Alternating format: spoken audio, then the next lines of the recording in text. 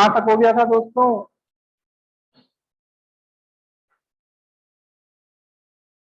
बोलो फ्रेश।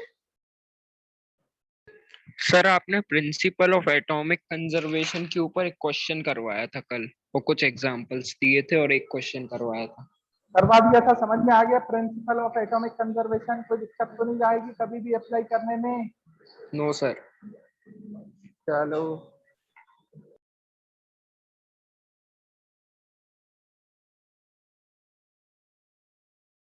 अब next heading डालिए, empirical formula and molecular formula. Empirical formula and molecular formula.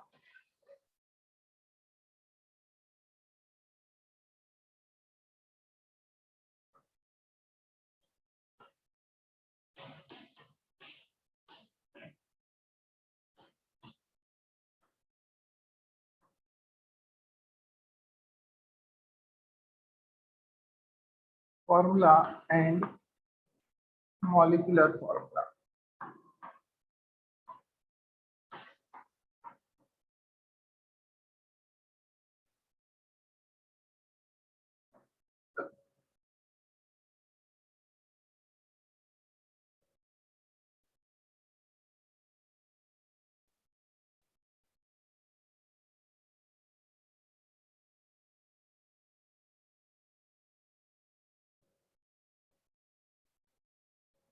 Empirical formula and molecular formula, इसमें क्या है वो देखते हैं अपन। तो एम्पिरिकल फॉर्मूला में आपको निकालना है किसी का, ठीक है।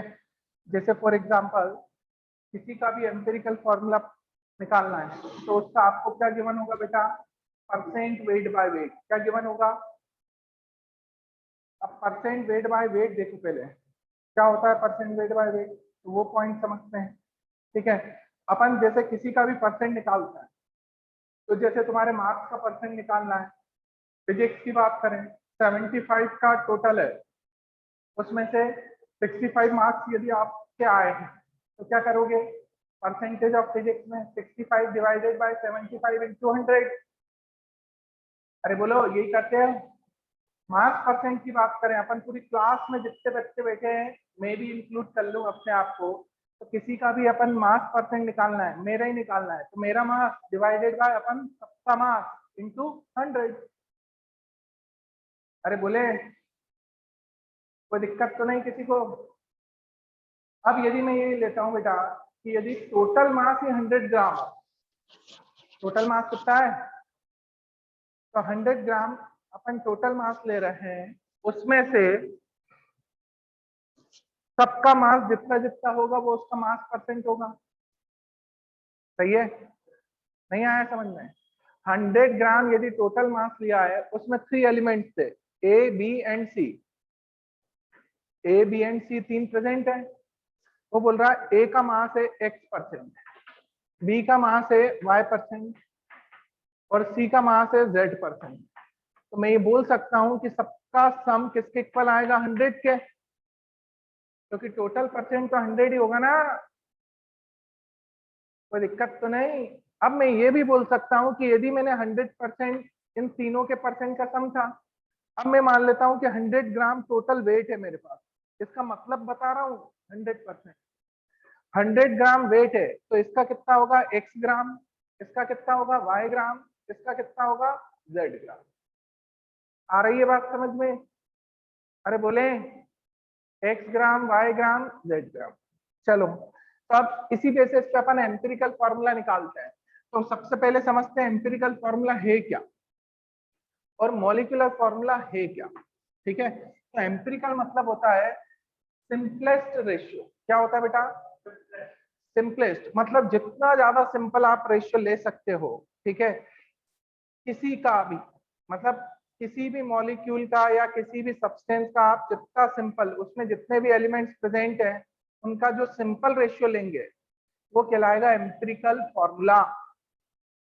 और एग्जैक्ट रेशियो लोगे कि उस सब्सटेंस में कितने एटम्स टोटल प्रेजेंट है, एग्जैक्ट रेशियो लोगे तो वो कहलाएगा molecular formula.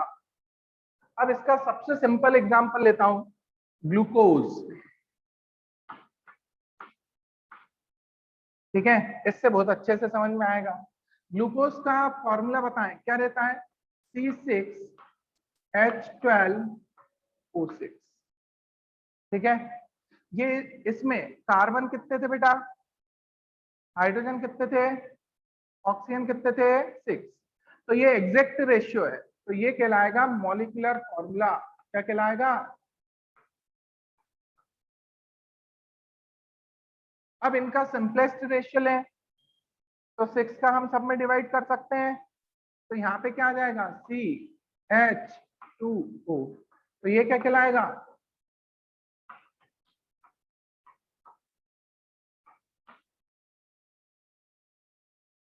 Empirical formula.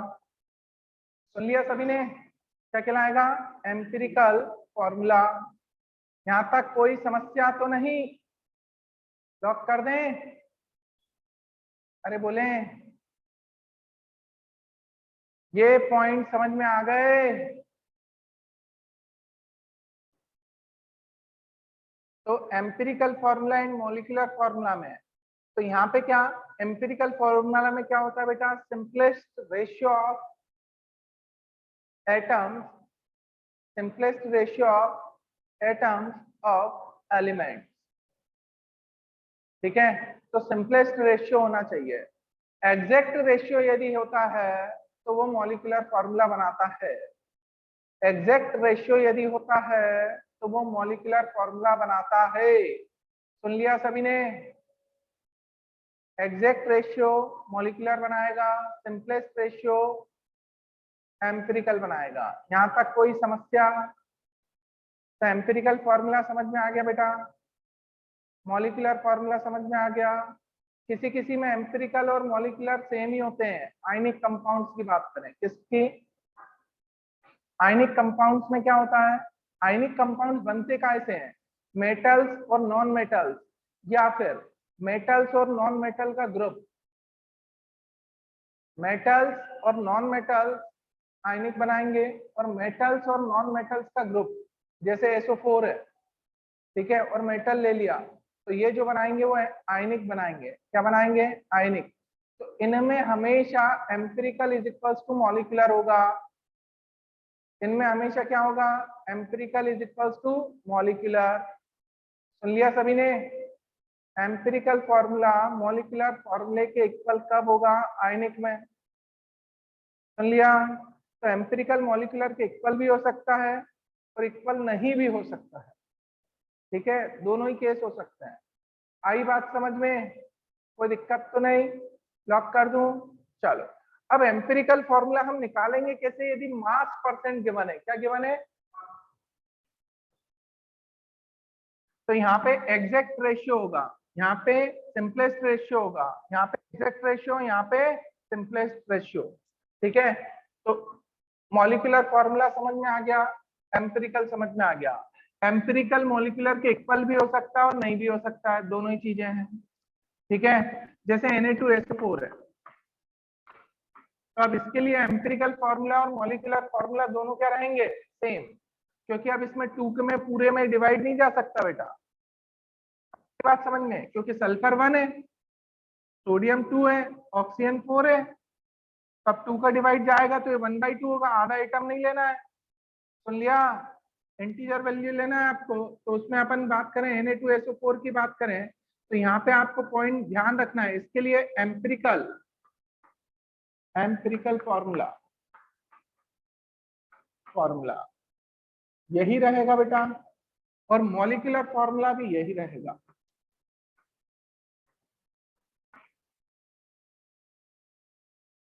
Empirical formula भी यही रहेगा, मॉलिक्यूलर फॉर्मूला भी यही रहेगा। कोई दिक्कत तो नहीं किसी को? लॉक कर दें? समझ में आ गया सभी को? चलो, अब जैसे आपके पास 3 एलिमेंट हैं, A, B और C। ठीक है, क्या है? ABC 3 एलिमेंट है, इसका परसेंट गिवन है, परसेंट X, इसका Y, इसका Z। ठीक है, क्या गिवन है बेटा, एक्स वाई जेड, मतलब तीनों का सम किसके इक्वल होगा, 100 के। ये कोई भी एक एलिमेंट मान लिए, एलिमेंट के एटम है A B and C, percent given है एक्स वाई जेड। अब आपको ये पता होना चाहिए कि परसेंट टोटल कितना 100 इज इक्वल टू क्या होगा, x plus y plus z. ये पॉइंट ध्यान रखना है। यदि इन दो का परसेंट गिवन होता तो थर्ड का हम कैसे निकालते बेटा, 100 माइनस करके इन दोनों का सम। आ रही है बात समझ में। चलो अब इसके बाद अपन बात करें मोलर मास। क्या दिया, मोलर मास। अब मोलर मास इसका दे रखा है एम ए, इसका गिवन है एम बी, इसका गिवन है एम सी। ठीक है, फिर मोल्स निकालना है, तो रिलेटिव मोल्स,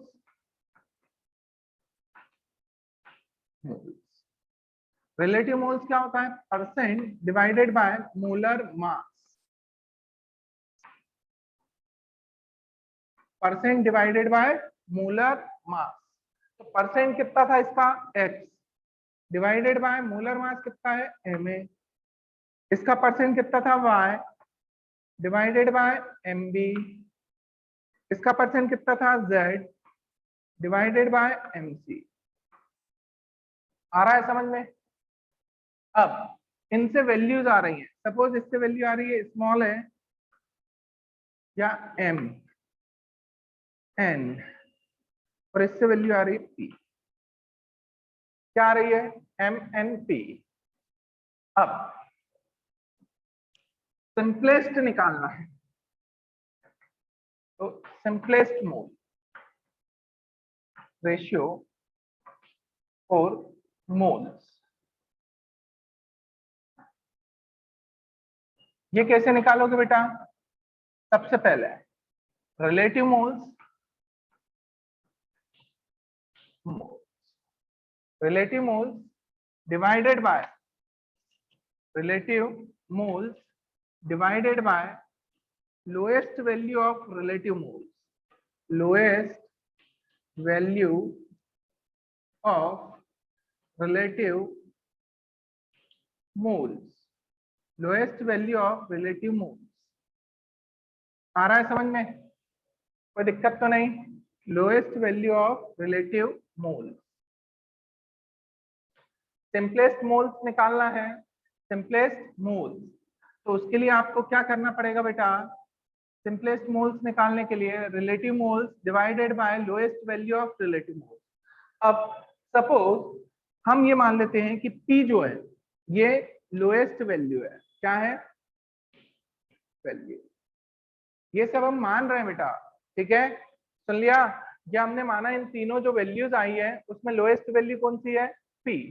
तो हम यहाँ पे सिंपलेस्ट मोल निकालने के लिए क्या करेंगे, m upon p, n upon p और p अपॉन p। सही है। अब यहाँ पे जो वैल्यू आ रही है वो ले लिया अपन ने a b और यहाँ पे c ले लिया, ठीक है। वैसे तो 1 आ जाएगी, ये p बाई पी क्या हो जाएगा 1। अरे बोलो, पर हमने बोल दिया कि वो c है, c किसके इक्वल है 1 के। अब ये सीधे नंबर आ रहा है, ठीक है, जैसे आ रहा हो 1 आ रहा हो 1.1 आ रहा हो तो हम उसको 1 ले लेंगे। 1.5 आए तो फिर सब में 2 का मल्टीप्लाई करना, 0.5 आए तो सब में 2 का मल्टीप्लाई करना। किसी भी एक की वैल्यू इनमें से ए बी सी, सुन लो अच्छे से, ए बी सी, ये यदि 1.5 आ रहा है तो हमें किसका मल्टीप्लाई करना है, 2 का। 1.4 आ रहा है तो 1 लेना है, 1.8 आ रहा है तो 2 लेना है, 1.8 आएगा तो 2 लेना है, सुन लिया। 1.4 आ रहा है तो 1 लेना है, 1.5 आए तो सभी में 2 का मल्टीप्लाई कर देना है। सभी में मतलब इसकी वैल्यू 1.5 है तो इसमें भी 2 का मल्टीप्लाई, इसमें भी 2 का, इसमें भी 2 का। इनमें से किसी भी की भी वैल्यू ए बी या सी में से 0.5 आए तो सब में किसका मल्टीप्लाई, 2 का। 1.5 आए तो भी 2 का, 1.8 आए तो उसको 2 मान लेना है, फिर सब में मल्टीप्लाई नहीं होगा। 1.4 आए तो 1 ले लेना है, फिर मल्टीप्लाई सब में नहीं होगा।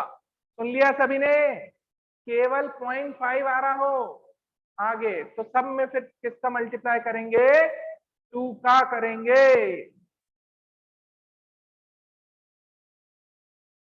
बोले तनुष, नोट सर कर आप लो। सर आप एक बार और समझा देंगे, मुझे सही से समझ नहीं आया। यहाँ पे बेटा एलिमेंट्स कौन कौन से थे, ए बी एंड सी। ठीक है, अपन एक कोई भी देख रहे हैं जिसका अपने को एम्पिरिकल फॉर्मूला निकालना है, उसका अपने को परसेंट गिवन है। ए का परसेंट गिवन है एक्स, बी का परसेंट गिवन है वाई, सी का परसेंट गिवन है जेड। जेड। ठीक है दोस्त। Yes sir. अब परसेंट गिवन है तो अपने को ए का मोलर मास पहले से पता होगा। एलिमेंट कोई भी दिया, जैसे सपोज कार्बन दिया तो उसका 12 ले लेंगे, यस ऑक्सीजन सर। दिया तो 16 ले लेंगे, हाइड्रोजन दिया तो 1 ले लेंगे। आ रही बात समझ में, तो मोलर यस मासेस सर। पता रहेंगे। Yes sir. इसके बाद रिलेटिव मोल्स निकालेंगे। क्या निकालेंगे, रिलेटिव मोल्स। तो रिलेटिव मोल्स में एक्स अपॉन ए में आएगा, वाई अपॉन एम बी आएगा, जेड अपॉन एम सी आएगा। सुन रहे हो। Yes sir. रिलेटिव मोल्स कैसे निकालेंगे, परसेंट डिवाइडेड बाय मोलर मास। ये निकालने के बाद एम एन पी निकालने के बाद सिंपलेस्ट मोल्स निकालेंगे, तो M upon P is equal to A, N upon P is equal to B, P upon P is equal to, अपन ने ये सी ले लिया, ये क्या है सी। ठीक है, यस आ सर। रही बात समझ में। तो यस पहले सर। तो अपन इनमें देखेंगे एम एन पी में लोएस्ट कौन था, पी। तो सिंपलेस्ट मोल्स निकालने के लिए रिलेटिव मोल्स मतलब इनकी बात चल रही है, डिवाइडेड बाय लोएस्ट वैल्यू मतलब इसकी बात चल रही है। तो यहाँ पे यस। एम अपॉन पी कर दिया, एन अपॉन पी कर दिया, पी अपॉन पी कर दिया। अब ये क्या आ गए, ए बी सी। अब मैंने बोला ए बी सी में से किसी की भी वैल्यू 0.5 आए, 1.5 आए, तो सभी में 2 का मल्टीप्लाई कर देना है। यस मतलब सर। ए में भी होगा, बी में भी होगा, सी में भी होगा। बट यदि 1.4 आए, 1.1 आए तो कुछ भी नहीं, 1 ले लेना है। 1.8 आए तो आपको क्या लेना है, 2। 2। 1.9 आए तो 2। सुन लिया, यस सर। बस यही पॉइंट बताए थे। Thank you sir.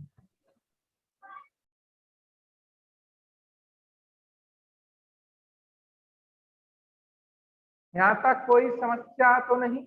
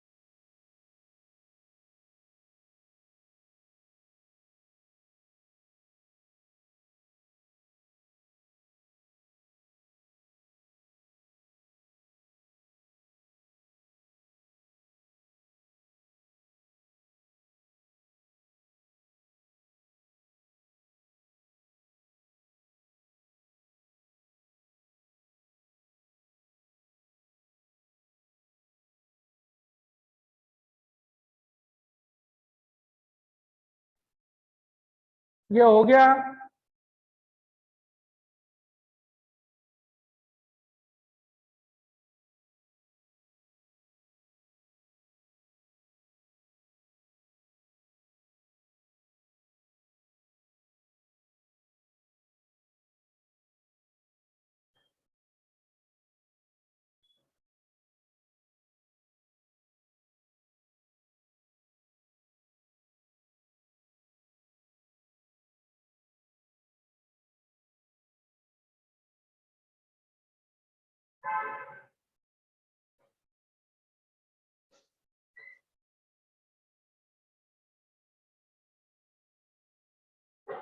नोट कर लिया दोस्तों? चलो, अब एम्पिरिकल फॉर्मूला क्या बन जाएगा जब इनकी वैल्यू ए बी सी आ गई है? तो अब एम्पिरिकल फॉर्मूला बनाओ। तो एम्पिरिकल फॉर्मूला बनेगा, देखो, ए ए बी बी सी सी। समझ गए? ये क्या बन जाएगा?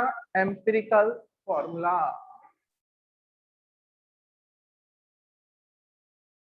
ये जो सिंपलेस्ट आप मोल्स निकाल रहे हो, यही इससे आप उसके बेस में लगा दोगे तो ये एम्पिरिकल फॉर्मूला बन जाएगा। आ गई बात समझ में?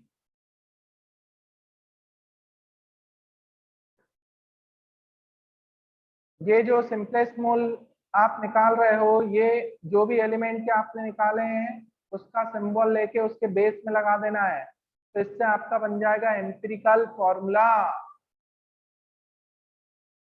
समझ में आया?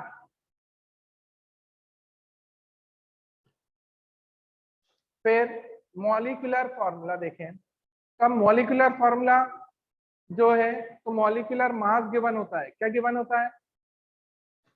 यदि फिर आपसे मॉलिक्यूलर फॉर्मूला निकलवाना है तो आपको पहले एम्पिरिकल तो निकालना ही पड़ेगा बेटा। एम्पिरिकल निकालने के बाद फिर अपन क्या करेंगे, तो आप नोट पॉइंट लिखें।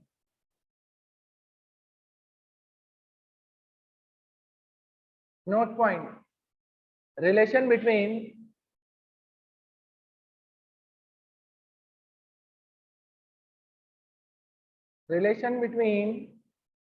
molecular mass and vapor density.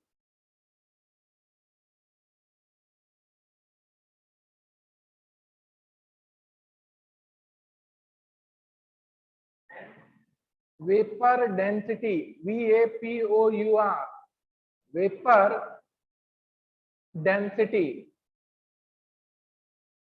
सुन लिया? तो आप ये लिखना, molecular mass is equals to vapor density into 2।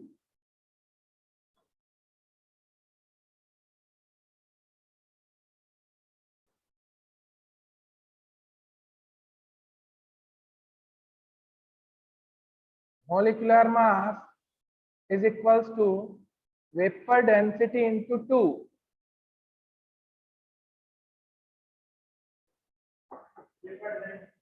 into 2। चलो, अब जैसे हम बात कर रहे हैं molecular formula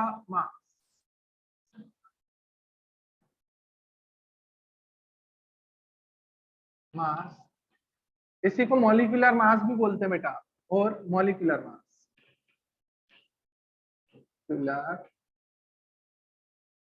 mass is equals to क्या आएगा? Vapour density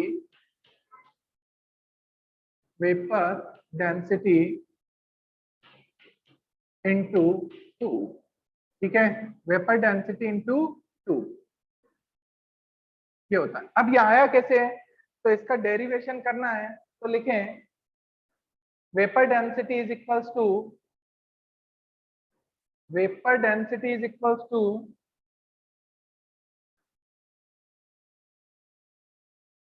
density of substance upon density of H2 gas।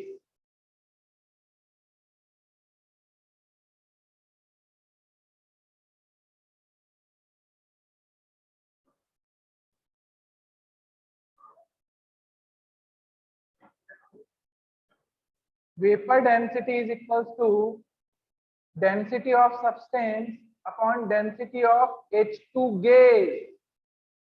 density of H2 gas, hydrogen gas।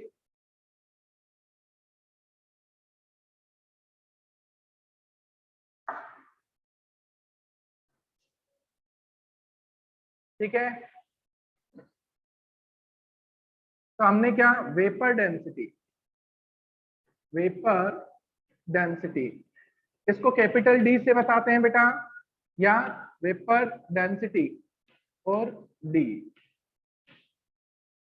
Is equal to क्या रहेगा? Density of substance of substance, ठीक है, एट टी एंड पी, ठीक है, at T and P. तो उसी T and P पे मतलब सेम कंडीशन पे density of hydrogen gas at same T and P, जो ऊपर लिया वही, ठीक है। तो अब बेटा डेंसिटी इज इक्वल टू क्या होता है, तो मास इज इक्वल टू, मैंने बताया था मास इज इक्वल टू क्या होता था, वॉल्यूम इनटू डेंसिटी। तो डेंसिटी इज इक्वल टू क्या हो जाएगा, अब जैसे H2 गैस की बात करें, काहे कि हम मान लेते हैं 1 मोल सब्सटेंस लिया है, ये सब्सटेंस भी 1 मोल लिया है, हाइड्रोजन गैस भी 1 मोल लिया है, ठीक है। तो डेंसिटी जो रहेगी वो क्या हो जाएगा बेटा, यहाँ पे डेंसिटी ऑफ सब्सटेंस क्या रहेगा, molecular mass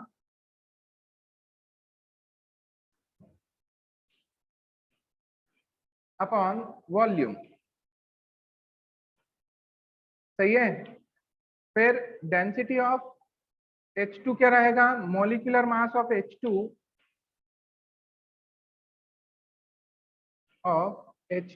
divided by volume.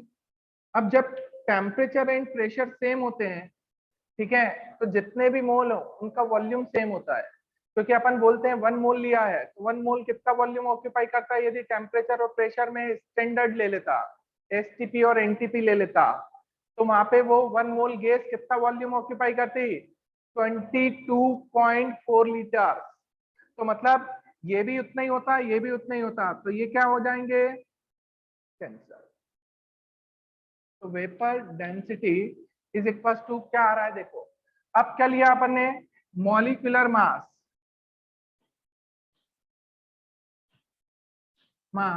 Of substance is equals to, molecular mass of substance is equals to क्या आ जाएगा, तो देखो आप यहाँ पे वेपर डेंसिटी है बेटा, और मॉलिक्यूलर मास ऑफ हाइड्रोजन कितना होता है,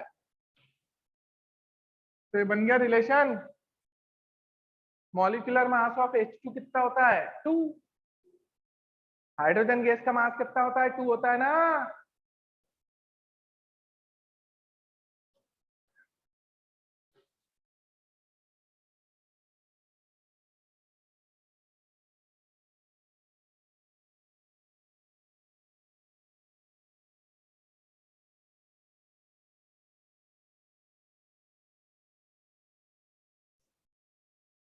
तो molecular mass is equal to vapour density into 2।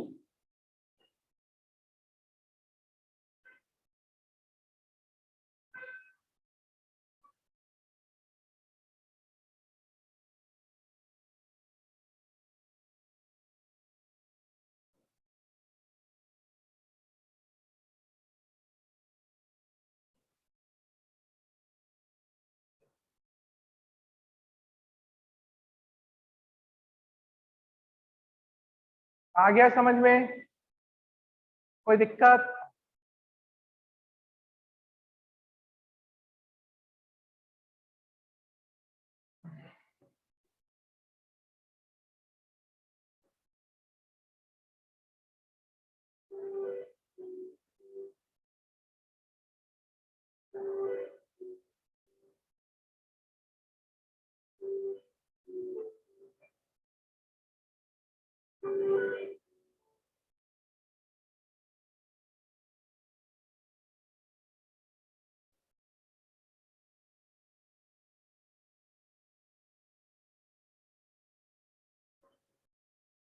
ये समझ में आ गया।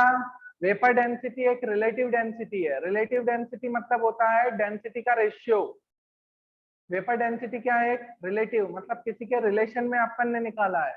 तो देखो आप vapour density is equal to होता है, रिलेटिव डेंसिटी है मतलब डेंसिटी ऑफ सब्सटेंस ले लिया डिवाइडेड बाय क्या ले लिया, डेंसिटी ऑफ हाइड्रोजन, ठीक है। सुन लिया सभी ने, कोई दिक्कत तो नहीं, लॉक कर दें। फिर density is equal to mass by volume, density is equal to mass by volume. तो 1 मोल के लिए लेते हैं तो मोलिकुलर मास आता है डिवाइडेड बाय वॉल्यूम होता है। यहाँ पे मोलिकुलर मास आता है वॉल्यूम, वॉल्यूम से वॉल्यूम कैंसल। क्यों? क्योंकि टेम्परेचर और प्रेशर क्या दे रखे थे? सेम। आ गई बात समझ में? फिर मॉलिक्यूलर मास H2 का कितना होता है? 2, तो 2 का उधर मल्टीप्लाई कर दें तो molecular mass is equal to vapour density into 2। आया? कोई दिक्कत तो नहीं दोस्तों? समझ में आ गया ये? चलो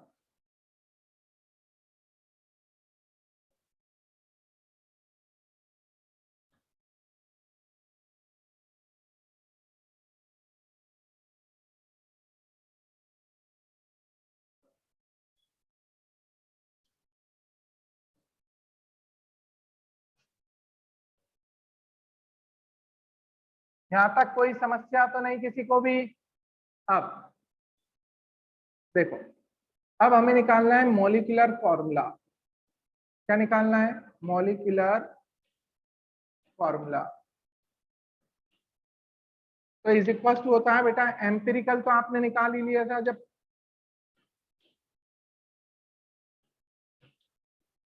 formula into n, empirical formula into n. अब जो ये एन निकालेंगे, ये कैसे निकालेंगे? तो मॉलिक्यूलर फॉर्मूला मास या molecular mass, formula mass, mass. Sir molecular formula ही नहीं बना, तो बेटा मॉलिक्यूलर मास सीधा डिवाइडेड बाय एम्पिरिकल फॉर्मूला मास।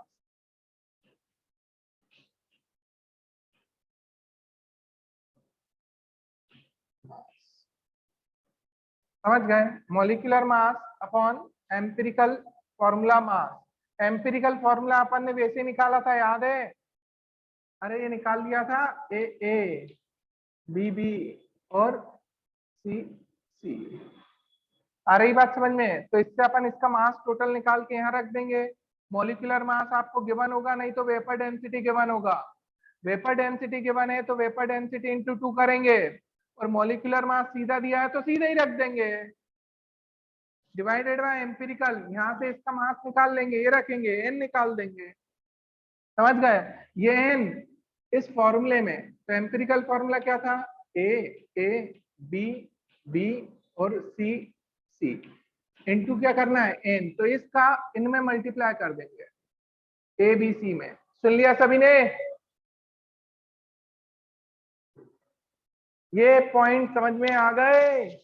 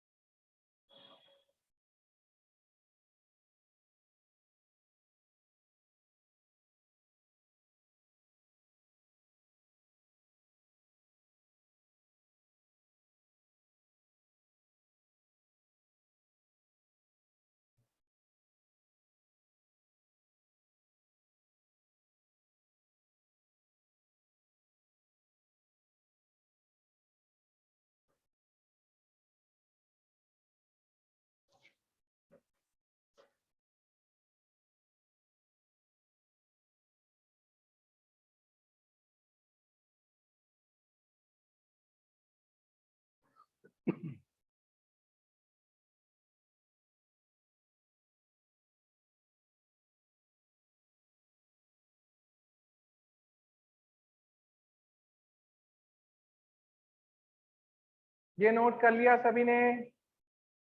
कोई दिक्कत?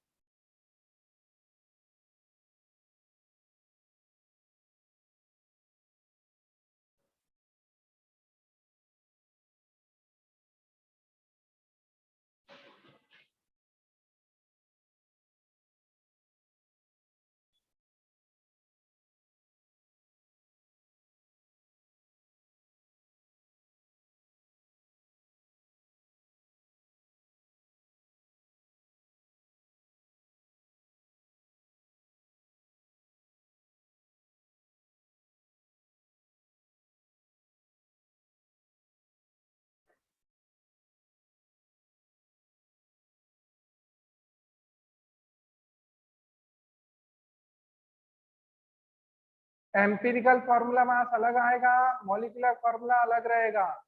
केवल उनके लिए एम्पिरिकल और मॉलिक्यूलर फॉर्मूला सेम रहेगा जिनका दोनों सेम होगा। सुन लिया? अरे बोले, कोई दिक्कत तो नहीं? चलो क्वेश्चंस नोट करो, इससे समझ में आ जाएंगे।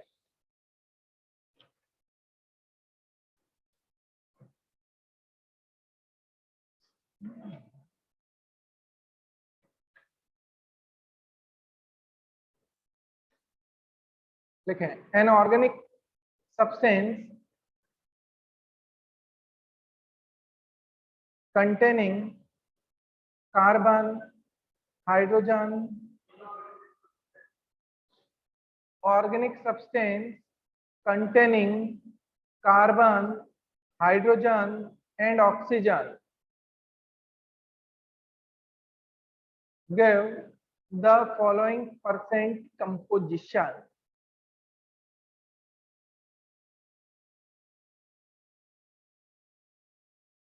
The following percent composition.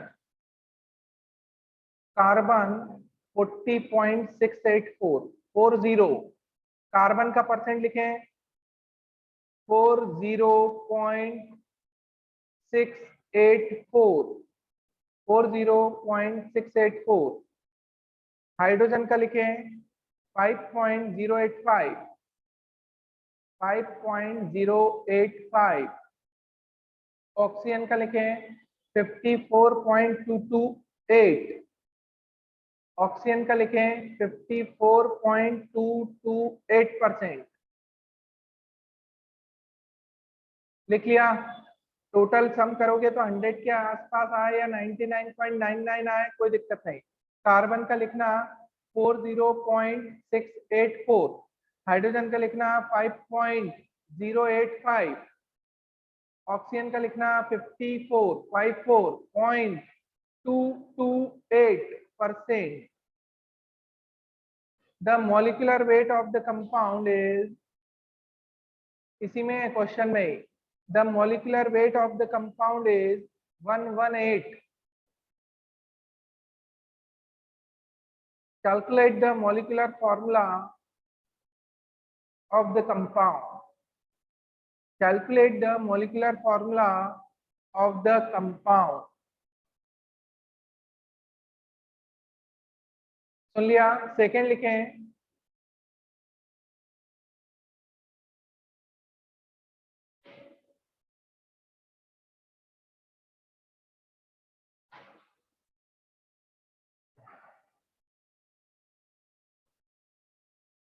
an oxide of nitrogen।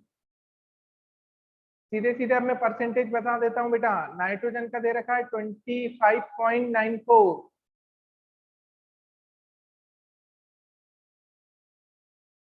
an oxide of nitrogen gave the following percentage composition। तो नाइट्रोजन का दे रखा है 25.94, ऑक्सीजन का दिया है 74.06, 74.06।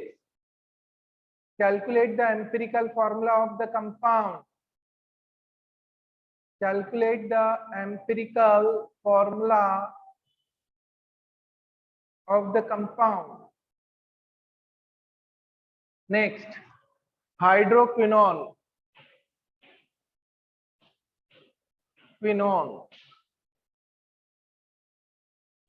hydroquinone।